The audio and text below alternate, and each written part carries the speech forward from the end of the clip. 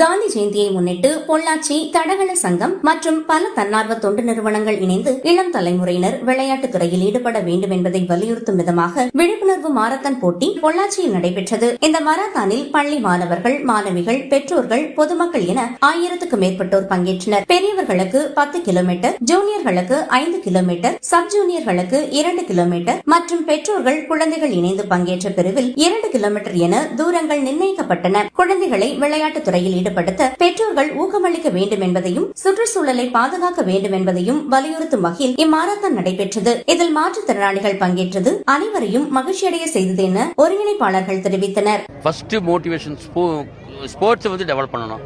வர வர குழந்தைகள் விளையாட்டுக்கு ரொம்ப கம்மியாக வந்துட்டு இருக்காங்க. அவங்களை எப்படியா டெவலப் பண்ணணும்னு சொல்லி தான் நாங்கள் இது ஃபர்ஸ்ட் இதே ஆரம்பிச்சிருக்கோம். அந்த மாரத்தான் போட்டியானது பெரியவங்களுக்கு 10 கிலோமீட்டர் கொடுத்துருக்குறோம், சின்னவங்களுக்கு 5 கிலோமீட்டர் கொடுத்துருக்கோம். அதை விட சின்ன ஜூனியர்ஸுக்கு 2 கிலோமீட்டர் கொடுத்துருக்கோம்.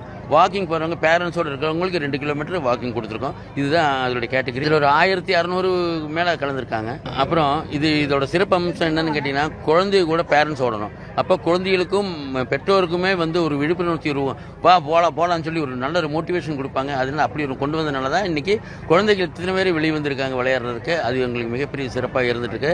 இதில் மாற்றுத்திறனாளிகளும் இருக்காங்க. இந்த மாற்றுத்திறனாளிகளும் இதில் பங்கேற்பது 2வது முறை. நாங்கள் ஒரு 28 மாரத்தான் நடத்திட்டோம். அதில் இந்த மாற்றுத்திறனாளிக்கு முக்கியத்துவம் கொடுத்து நடத்திட்டு இருக்கோம். நன்றி.